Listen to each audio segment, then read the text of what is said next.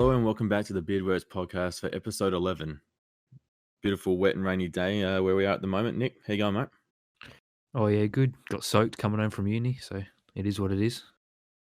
Yeah, the winter's really coming in hard now. But in saying that, more time to watch movies on the inside of the house. So that's what we're going to be talking about today. We've got a movie we want to talk about we both watched recently, and we're also going to be talking about something that happened during the week in regards to one of the biggest franchises that's ever been in gaming history, and how a bit of a letdown it has been. So, and we will be having a guest joining us halfway through the show. So, first off, Nick, Ghost of War, the movie that was released in 2020, horror kind of thriller war story kind of thing. What were your thoughts on it? Just give the audience a bit of a backstory on what it's about. Well, yeah, you sent me the trailer earlier in the week and were like, "Oh, this is a good movie for the podcast." Something both new. We both kind of like war movies. We both love horror. So we thought, "Oh, perfect storm. Watch this." Yeah, it definitely wasn't.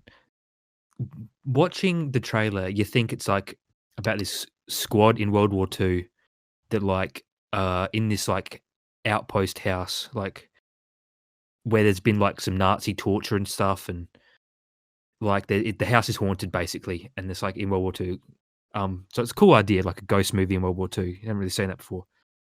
But then it just gets real wacky and kooky, and like actually watching it, it's pretty cringe in a lot of parts. Yeah, the story at the beginning it felt like it was pretty straightforward, and it felt like it was going down a certain path that is pretty generic. Obviously, World War II horror movies, there aren't a bunch of them around. So yeah, a ghost story kind of thing based in this giant mansion it was an interesting concept, but yeah, it was a bit strange, it was a bit off. What I liked about the characters though in the actual movie was that they didn't shy away from it being like ghosts straight away, like because it was such a like the time that it was like this, they're trying to portray it as back in World War II, like they're saying like spirits and stuff. It wasn't like too far fetched compared to what it is these days. So the soldiers inside the movie were actually like, this is this is realistic. Maybe their bodies haven't, or the spirits haven't moved on. They need to be laid to rest. So that was pretty cool. Instead of just guessing that they were going crazy, they actually thought it might have been spirits or haunted. So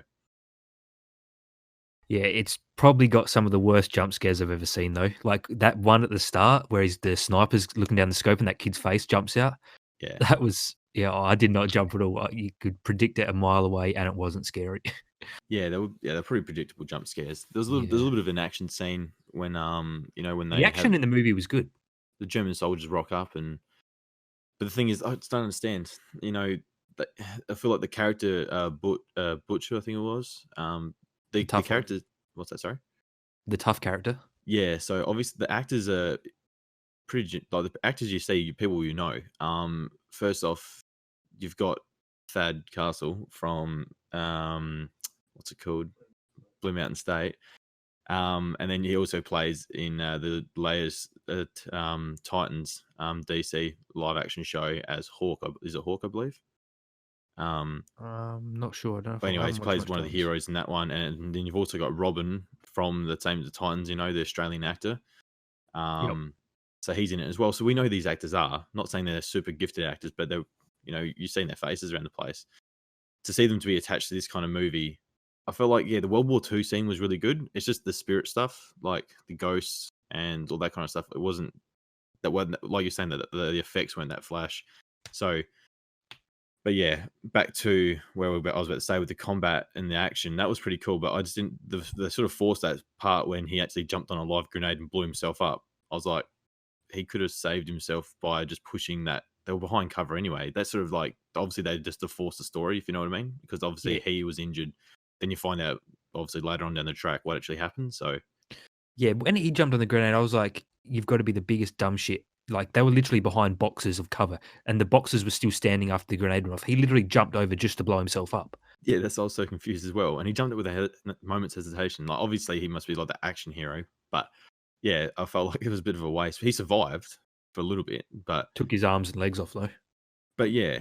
So, and obviously after that, the story progresses, and you're sort of trying to work out what's happening, and the ghosts and all that are getting worse, and people are dying. Like there's that before the actual fight, like the Nazis are getting picked off by the ghosts.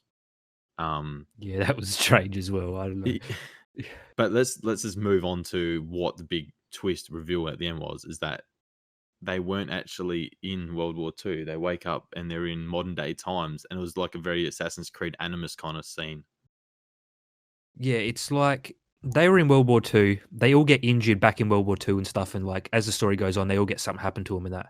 But then you find out they were actually a squad from Afghanistan, like foot soldiers that had been blown up. And in this reality, when someone is injured in war, they put them into like a simulation to help their mind recover from being in war by putting them back in an older war. It doesn't make any sense. Well, I think the whole that part I could understand. They were talking about the trauma that happens to the human brain when they have these massive, like, traumatic experiences, like with the accidents, like you have your legs blown off or you lose bits and pieces of your body. That the shock can kill you, if you know what I mean. And so what they do is they put you inside the animus and sort of like get you accustomed to your injuries through that. And so, when you come back and you come to, you're sort of like ready to see what's happened to you. And that's what they're saying about Butch, is that there was a scene in the movie, when he was calling He out glitches saying out. it's not real, it's not real, it's not real, and he was glitching out and stuff like that. And then what happened was they say to him, "Oh, what happened to Butch?" Like the main character asks about his squad, and he goes, "Oh, Butch woke up a couple of days ago in the He like woke came up. out of a coma He came out of a unexpectedly. coma, and he pretty much he died because he had of the shock, because obviously he had seen what happened to him." Um, that was another cool. Obviously, the aspect of after Butch dies in the actual virtual reality of the world, they leave the mansion and they just walk for a couple of days and they just end up in the same spot. Like, I thought that was interesting, but it was also a bit confusing. I'm like, okay, they're not stuck in an alternate reality or anything like that. They actually, I thought then it was like a curse on the house that they were stuck there, sort of like 1408. I thought it was more like they were already dead. They were in purgatory. Yeah, well, they did mention something like that. They're saying, "Oh, we might already be dead." So That would have been better. yeah, to know that they died earlier in the movie, But and this is like up dead. until this point, it's this weird like simulation healing process that they put soldiers through. That's not even the craziest part. It's got another turn. In Afghanistan, they blew up because they couldn't save this Arab family from like ISIS. Yeah, And then that as they were because they couldn't save them, the family that got killed cursed the soldiers, and then this simulation gave the Arab curse power to haunt them in the simulation because all the ghosts in the simulation was actually a curse, apparently not part of the simulation. yeah. The Oh, main guy behind it was saying that that wasn't part of the simulation. What are you guys talking about? It's like they're not seeing it, and it shows. And then the twist is then that the ghosts are coming to life through the in through that animation. through like that, yeah, the animus is what we've been calling it. Yeah. And like they're actually flickering with the lights in the reality that, well, like in the real world, where like they're healing in this in this high tech hospital. And then the decision is just like, "Oh, put me back in, I can warn them," all this kind of stuff. And then it puts him back in, and he goes, but as she's dropping him back into this virtual reality, um he's he's obviously, she says something like, "Oh, you're going to lose your memory, like your memory's going to be wiped," and it wakes up and it's just started all over again. But I don't Yeah. understand why they did that. And another little small detail, side note. You know how there's those kids playing the cat's cradle with the strings Hmm. when they're in the Afghanistan, and then they go outside and one of them's got his head exploded. You never even hear a gunshot go off before the terrorists come into the house. Like, did that kid's head just explode silently? Yeah, and his head, like, okay, this is like His obviously head was very, perfectly off. yeah, yeah, and it was very Like gruesome. But the thing is, yeah, his body's still sitting in the exact same position, but his head's gone. But then the other kid's still alive.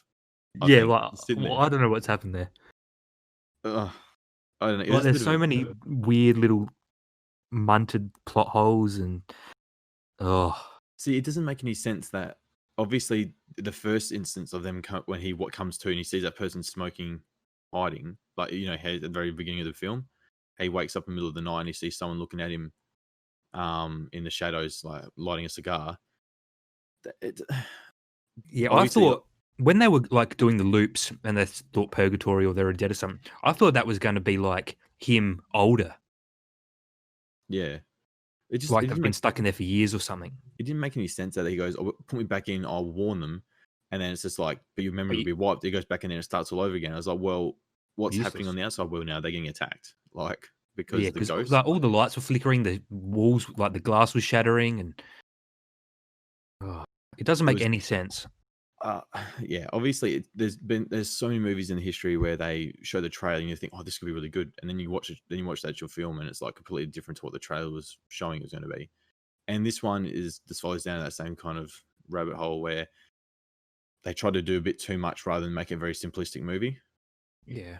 Like it just some of the effects were very average, but the actual war scenes weren't. The action scenes were pretty good, but I never really felt like they were in danger. Do you know what I mean? Against the Nazis, they're like a squad of like killing machines. Do you know what I mean?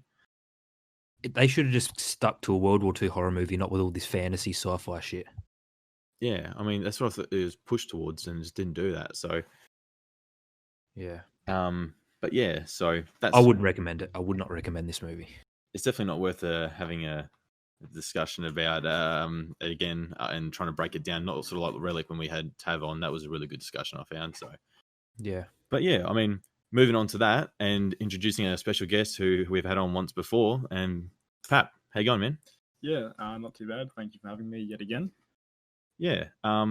Obviously, we want to have a talk about something because obviously you're a massive fanboy and you stick by them no matter what, and that's Xbox. And Nick, why don't you give the audience a bit of a insight into what we want to talk about today? Halo Infinite, Xbox Series X selling point, the big flagship game that was going to take Xbox users into the next gen. Delayed, not even going to be out in release. What is happening at Xbox? They've shit the bed again. Yeah, they've I don't know. We discussed this last time, and we said that Halo have to come. Well, sorry, not Halo, but Xbox have to come out swinging with their release. It was very dismal. Obviously, we've spoken about that in a previous podcast. And since then, Halo has now been delayed, and that was the one thing I feel like the people were keen for and were waiting on, and now that's been delayed, and we're not sure how far into 2021. So we thought we might get Pap's thoughts on it. So, John, how are you feeling about this whole delay and debacle? Well, after the previous episode where I came on and I put all my eggs in Xbox's basket, saying they had something in the works, it's not all doom and gloom at this point. Well, don't I have egg on my face right now? I am utterly embarrassed to have been siding with Xbox for, I would say, 16 years now. Where I've had an Xbox console and I've chosen Xbox over Sony console, and this is a thanks I get. Like I'm trying my hardest to find somehow to back Xbox, but it is just I'm just lost for words, and I just can't believe it. I've just got so many things wrong with it. I'm like, first things first, why would you go ahead and release a console but only have indie games? What is the point of that? That is the stupidest thing. Why would you go get a 12 teraflop console to play indie games? Who is buying that? Not a 12-year-old who's going to go play some indie games. They want to play, the latest and greatest. They don't want to play indie games. Like, it is just embarrassing. What is the point? Why would you even release something and then have nothing to showcase it with? Like, I'm just in disbelief. I just can't believe this is actually real life. Like, there are people at Microsoft who think, yep, let's just make this the most powerful console known to mankind, but then give them nothing to play. But we'll let them play every backwards compatible game that was ever released. Okay, cool. I want to go play Brute Force 1 on my, brand new $800 console. I'm just completely disgusted. No one is going to spend $800 to play a game that came out 5 years ago. Oh, Ori and the Will of the Wisps is going to come out on release.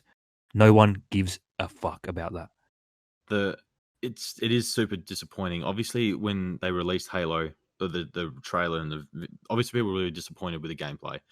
I'm not saying the gameplay, the actual visual aspect of the game, people were really disappointed with.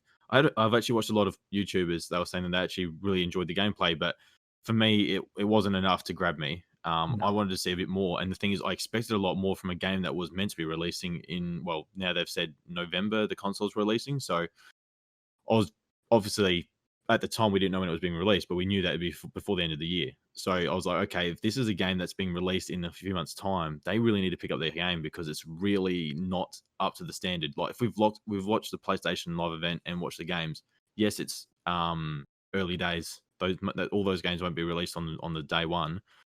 But they had some really good showings, and so I am sort of stuck thinking what Xbox thinking. Like now that Halo's been delayed, they've really got no big hitters.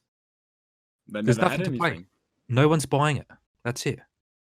So It's just this like they're really going hard with the Game Pass. Oh, cool. Let's just get everyone to pay $15 a month to play whatever game they want that's available on Game Pass. Also included with your Xbox Live membership. That is great.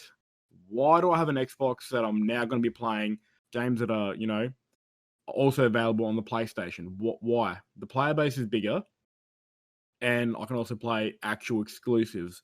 What is the point of me owning an Xbox for the next generation? There is Unless no I've point. got like complete black furniture anywhere and I just want the black brick to just stand there and match in. Like apart from that, I just see nothing. Nothing will entice me right now unless this Halo game is the best thing I've ever seen in my entire life. But judging by that video, I thought I entered a time machine and went back into 2008 and watched the Halo 3 reveal. No, you didn't go back because Halo 3 was good. I just don't. So I'm just trying to piece together in my head right now what Xbox can do to redeem themselves from this.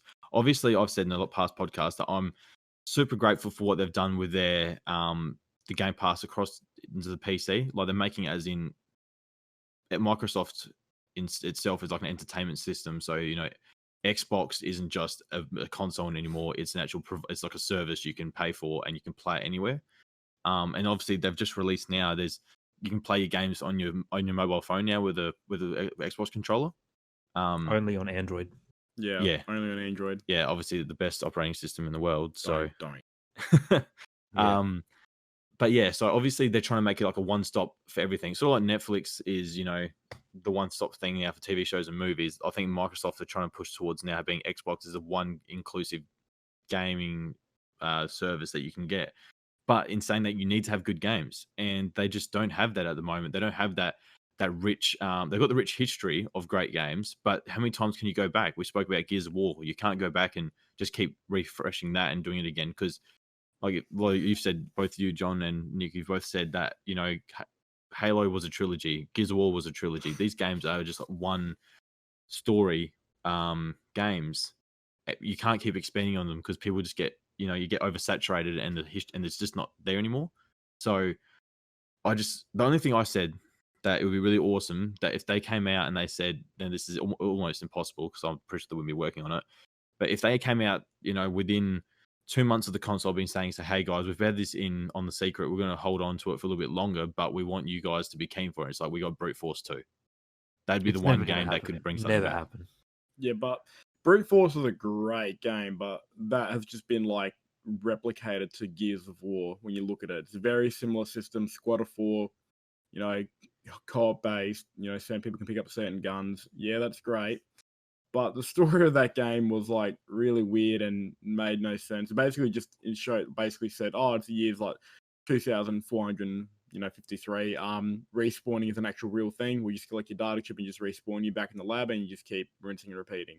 Like, I'm just like, they just got shit for brains working at Microsoft. I just don't understand how they can't come up with a good idea of a game. Like, all right, Halo Infinite, I'll make it 10 times better for you right now. Make it a Halo Universe RPG game, and I can choose if I want to be an ODST, a Spartan, Flamethrower. I don't care. Make it worthwhile. Make it different. Make it, Make it Destiny. You not really Destiny, but like, look at The Witcher, for example. Just, make it like that kind of game, but in a Halo universe. Be different.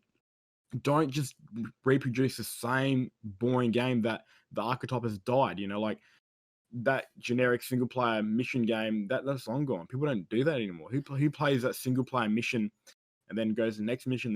They don't want that. They want that bigger journey, like Witcher, Ghost of Tsushima, God of War. Like those open world games where it's just exploring and doing different stuff. Actually enjoying your character and seeing them grow, develop. It's just, I just don't know. I just don't know who is working at that team and if they even taking it seriously at this point. Well, they did say when they did the press reveal or the press conference or whatever you want to call it about the delay. They were saying that this is their biggest ambition ever for Halo. But I don't. But it's not enough. If you want to say ambitious, like all they're doing at this stage, all we've seen is that they've opened up the level design so you can actually go do tasks in a small area. Whereas I'm a bit on the different side. What Pap's saying is that if you want to make a Halo game, make it a linear story with like the semi-open maps, what they have in the past, like massive action scenes and stuff like that. Make that really the Master Chief story. But yeah, don't call it Halo Infinite because Halo Infinite sounds like it's a whole new kind of design game. I like the idea of what you're saying, how you can go and talk about um, things that are similar to Destiny, where you can start as an ODST or a Spartan or something like that, and you sort of build a crew. Like we spoke about in the past, it'd be really cool, like a Mass Effect kind of game, but in the Halo universe. So that's what they could have done with Halo Infinite. Leave the Master Chief out of it for a while, and then bring him back in like a new trilogy that's really structured on a vision where they want to go. Because I feel like at the moment, Halo's been broken up into multiple different games. They brought in like the what were they called? The last Luke Cage. what would you say? Luke Cage. Yeah. Oh, as in the character. Sergeant Locke. Yeah. But like as in the enemies they brought in. They brought in the Guardian. Prometheans. Prometheans, that's what they're called. They've got to be the worst enemies, man. Yeah. So they are trash. So that's the thing. Like, I don't understand. They could have made Infinite like a really ambitious game and gone something like that. And the things, you don't copy Destiny, but make a story where you pick and choose and you get characters to join your squad and stuff like that.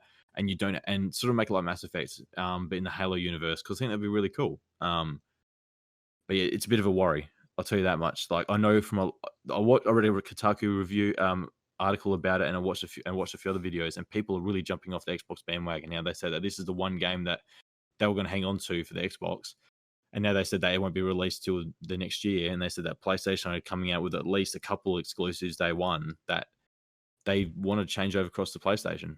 And the thing is, you don't like people like myself, have a gaming PC, and so does John. Like we can play those games on PC.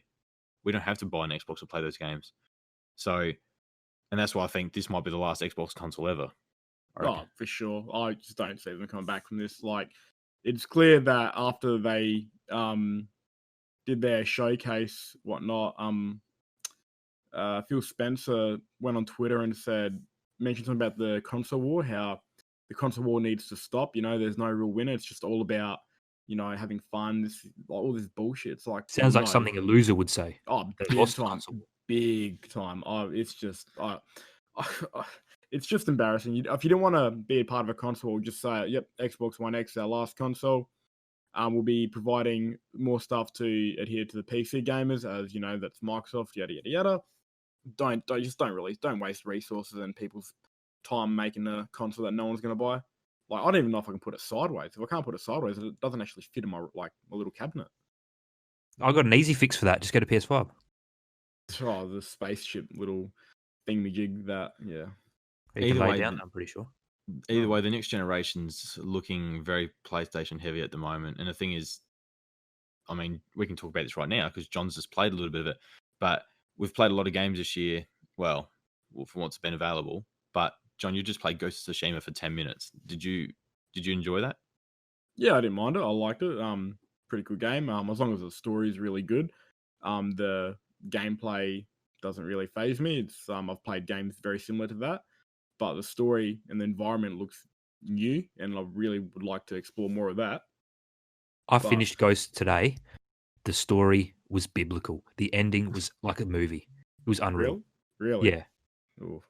It's quite funny because we actually have a friend who struggled with The Last of Us, and he is now given up on Ghost of Tsushima because it was too difficult. Oh, give him a break, man. He was versing the first boss. It was super hard. And I was saying this to John as he was playing it. He cleared one of the camps. I'm like, well, that took our other friends, multiple attempts to finish it after playing the tutorial. I would just love shit on him because it's not even a hard game, but it is what he it loves is. a rev. Loves a rev.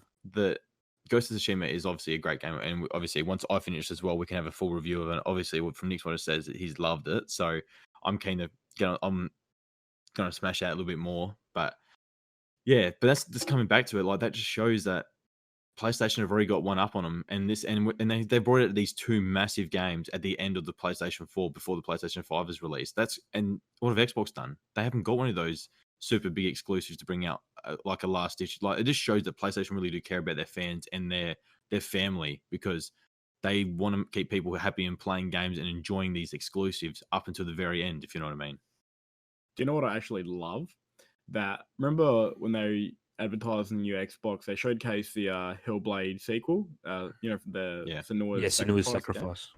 So that game there, that was like a $20-$30 game. It's not even exclusive to Xbox, is it? Pretty sure It's on PC as well. It's on PC. Was it on PlayStation? Oh, The first one, I don't know. But they showcased, number 2 for that game. What majority of the population do you reckon went out of their way to go play that game? And now you're gonna try and make this game the next big thing?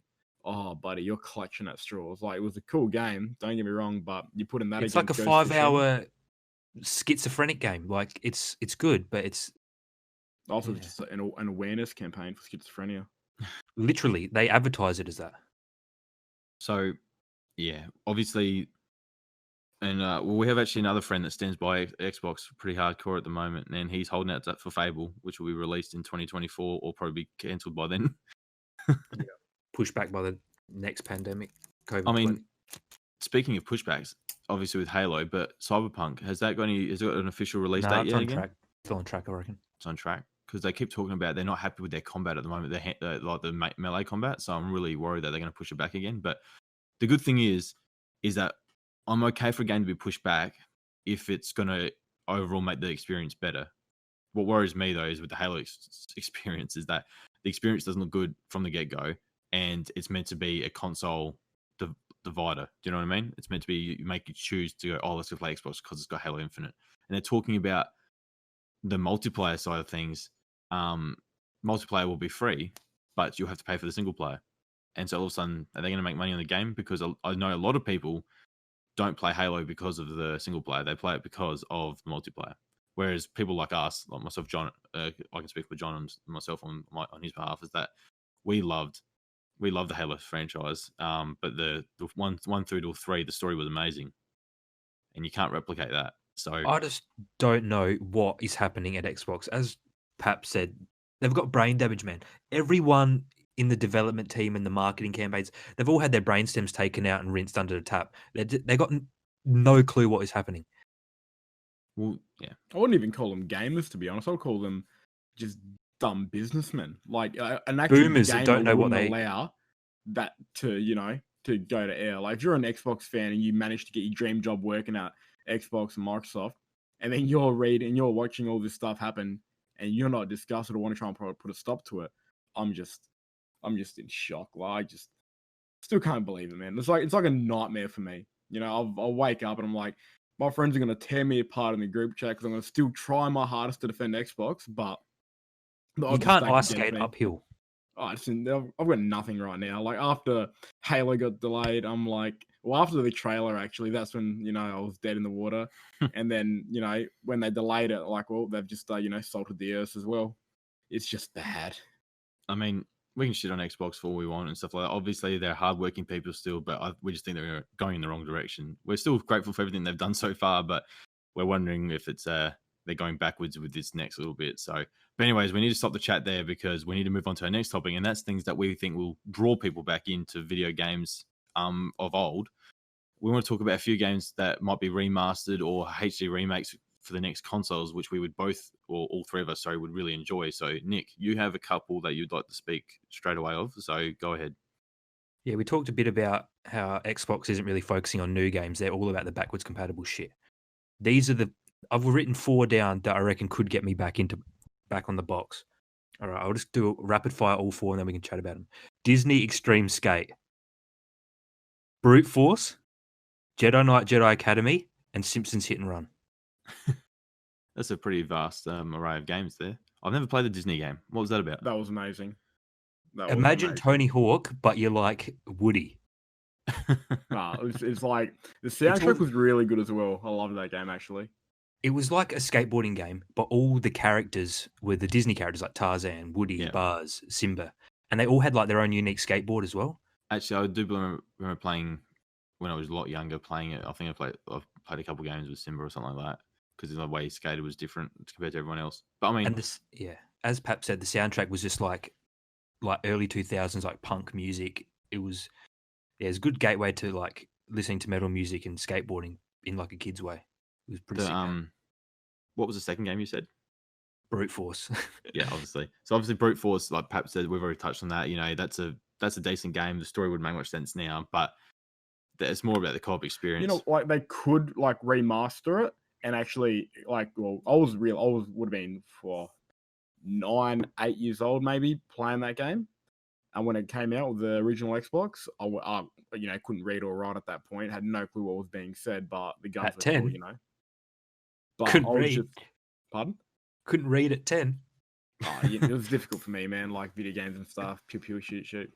But if they bring it back, remaster it, make it actually worthwhile, and remind people, oh wait, this is an Xbox game, it's really cool, that might give them leeway to make a sequel. But I'm pretty sure the one half of the business or company that created the game got bought out at one point, I'm pretty sure. So that's why there was never a sequel. Yeah. And I'm pretty sure why Tex from Brute Force is like identical to Marcus Phoenix in Gears of War. Yeah.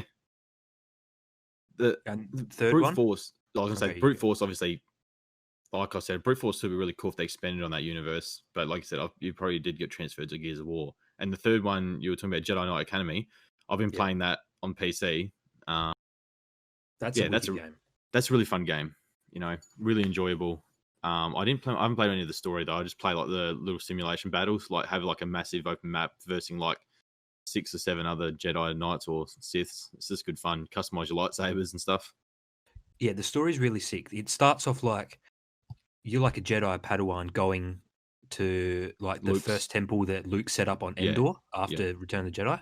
And you're like, you get shot down by the Empire and then you got to fight your way to the temple. And that's how the story starts. And then obviously it goes on and on. But like, Yeah. it was ahead of its time. You like go through all of Luke Skywalker's training ground and like, oh, it's such a sick game. And you like can customize your lightsaber, your hair, and Jedi robes. It's wicked. I personally can't think of any games I'd want to remaster, like Brute Force, yeah. But a lot of the games that I think back playing Xbox are actually those games that you could play on like PlayStation as well. But as opposed to that, I would highly recommend Xbox just looking at, Prince of Persia. Yes. What can we do with that? All right, so that was a pretty, straightforward game back in the day. But, with modern technology and modern ideas, how big can we make the Prince of Persia universe? Okay, they're in this. They're in the sand area, Egypt. Persia, for example. How else can they expand on that universe? Make it enticing for us to want to go back and play it. Make it the next God of War, but for Xbox. Give them someone else to look. Give Microsoft another identity apart from Master Chief. Give them Prince of Persia. I mean, Warrior Within was a great game. Oh, 10 out of 10. And that's like it was like a really dark, gritty game compared to the first one. And then the third one was really cool as well. And then that remake one that they released. 2009, I'm pretty sure. Is that the one with the dude who wore like purple and red? Yeah. And then there was the Forgotten Sands one, where it was like a story between they actually created for the game after Warrior Within, I think it was, and they never released it, so they remade it and put it into a game. So Prince of Persia is a great shout, John. I think that's a really good one. I think the remake would be really good, or just like a reboot. The Warrior Within PlayStation, or the cover for the game had the bloke holding the 2 blades here. Yeah, that's pretty tough, eh? I'm a little kid, I'll see a bloke, all cut up, holding 2 swords like that. I want to buy that game regardless what it's called or what the story's about. That's how you're going to attract that next generation of kid. Yeah. What was the 4th game you said, Nick? Simpsons Hit and Run. Yeah, that Simpsons game was. I remember when I played. There was that Simpsons game where it's like you can just drive around in your car and you just pick up people and take them, sort of like Crazy Taxi. Oh, I remember that one. I always got stitched up at the video store because I couldn't remember which one was the fun one and which one was the boring one, and I always got that one by mistake. See, that game, I played that a lot when my cousins had Hit and Run, and I'd borrow it off them once in a while, and I absolutely loved Hit and Run. I mean, it's like GTA for the Simpsons, and it was such a cool open world. So I think that's always been on the cards. I'm just looking at a list here. Did you guys play the King Kong Xbox game? That game is amazing. That game is hype. I just saw a picture and like nostalgia seizure just happened. That game was lit. That was on my list of games I would like to have remastered, because I watched a video the other day of someone playing it, a PC port of it, and he really enjoyed it. Playing playing that game. What are you gonna say? That game John? had it all. No, I just remembered mine right now. I want to go with X-Men Origins Wolverine. Oh yeah, That Wolverine That's a game on 360 Xbox. game though. We're talking about Xbox. Xbox 360? Or does it have to be like exclusive? Sorry guys, Pap has to leave the podcast. He's been called off. Oh. Do you guys ever play Voodoo Vince? no. Moving on. Nah, I mean, we can talk about any games that need to be remastered. It doesn't really matter. But Wolverine, X-Men Origins Wolverine was one of the best movie tie. It's not really a movie tie-in because it's a little bit different. But that was one of the best games that came out when X-Men Origins came out. Even that movie was so It was shit. better than the movie. The game is unreal. I reckon I finished it maybe 10 times. I didn't understand how gory it was until like I grappled someone and took him up to the propeller of the helicopter and just dismembered him. I'm like, oh, okay, cool. I don't remember this happening in the movie. I don't actually remember anything happening in the movie apart from him like lighting that car on fire with his blades. Yeah. Or like when you get shot up and like you're just walking around in like this skin suit, just all shredded, and you start healing. Yeah. Yeah, great game. Another game, another trilogy, and Nick and I spoke about this last time, I'd love to see remastered. It would be the Lord of the Rings movie tie-in games.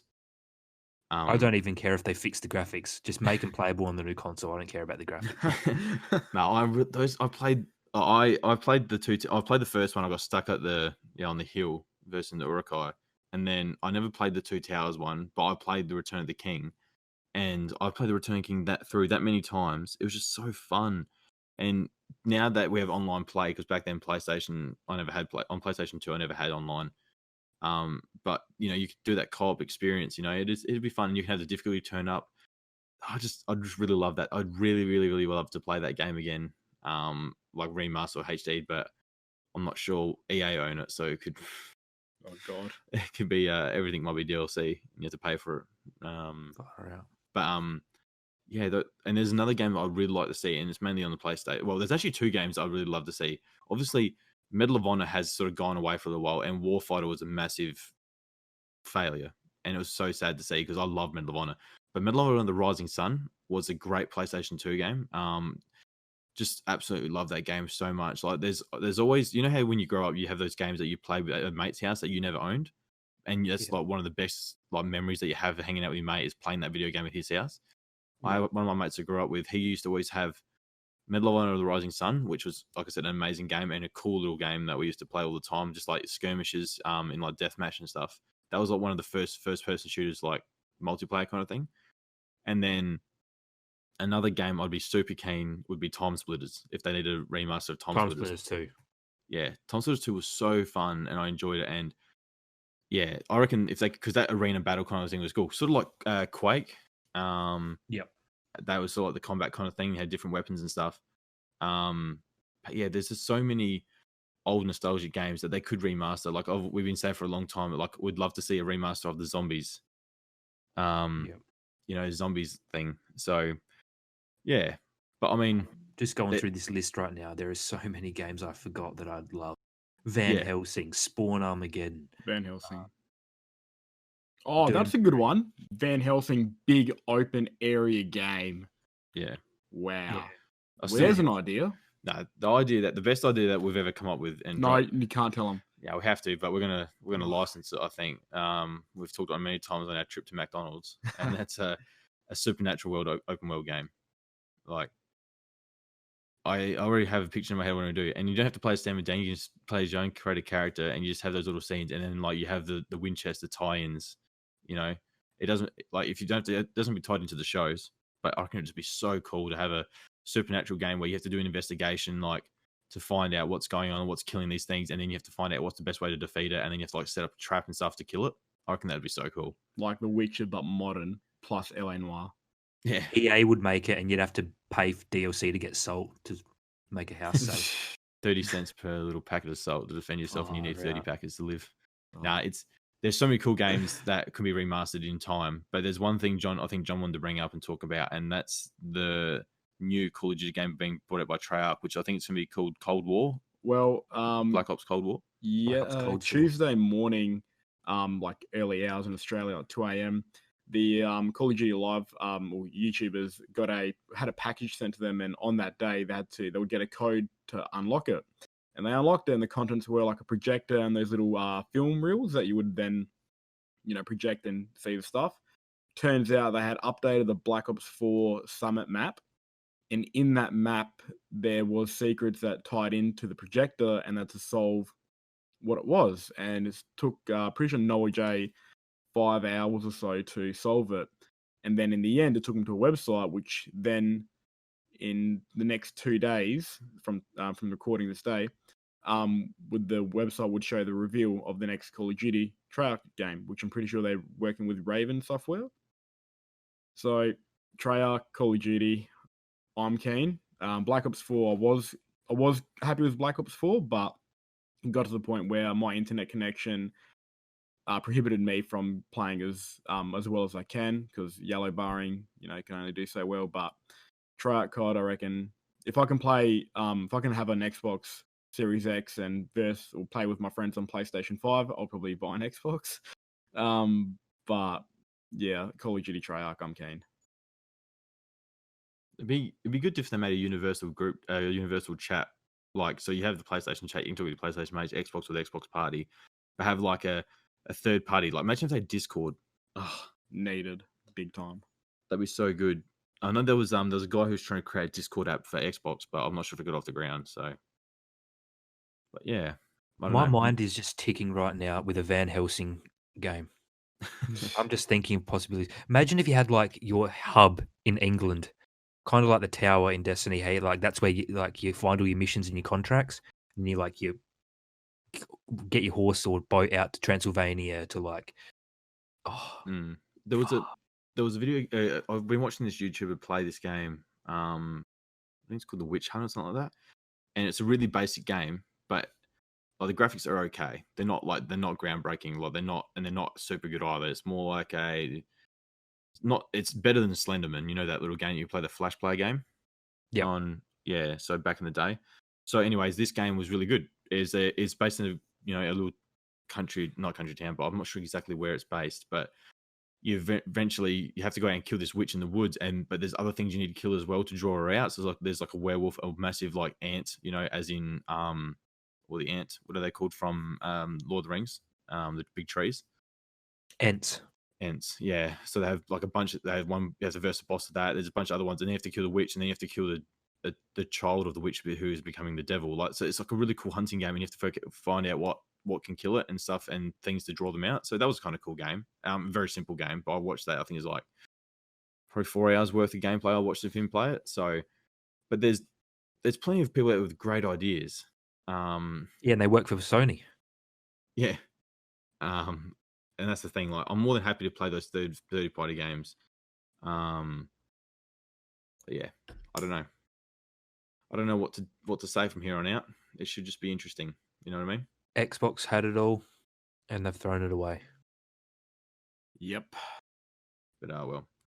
So it's a bit of a somber note to end on, but yeah, I mean, we're sort of in the unknown of gaming at the moment. Obviously, super keen for PlayStation. Xbox need to do something, and we'll wait and see what they come out with again.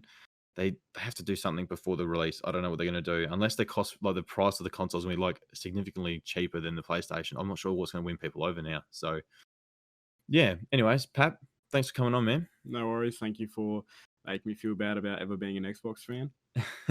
Anytime. Nick, any final words? Well, I've got 30 minutes until my Tinder matches refresh, so probably just going to stare at my phone until then. I'll be on Destiny soon. We can run some strikes. Twist my arm. Oh. But yeah, guys. So once again, say thank you for listening for us this week. Also, we just want to say a little apology, which probably should have said at the start. Nick's mic was playing up at the end of last week's episode, so please just bear with us. We're still new to this thing. We're still trying to iron out the kinks. So, in saying that, please subscribe on YouTube. Also, check out our Twitter if you can follow us along on there. It'd be really, that's where we're trying to connect with people. We haven't got many followers at the moment. We're sort of like just very, very, very, very small. I think the three people you're listening to right now are the only 3 followers. So get along there and follow us on Twitter. We're also on Spotify, Google Podcasts, and who else are we on? Oh, the Apple Podcasting as well. As well as we're still waiting for our submission to go through, but we're going to be on Audible, whatever it's called, by Amazon. So yeah, we're getting around. We're enjoying it. So yeah, thanks for joining us this week, and we look forward to having you guys listening next week. Cheers. Peace out.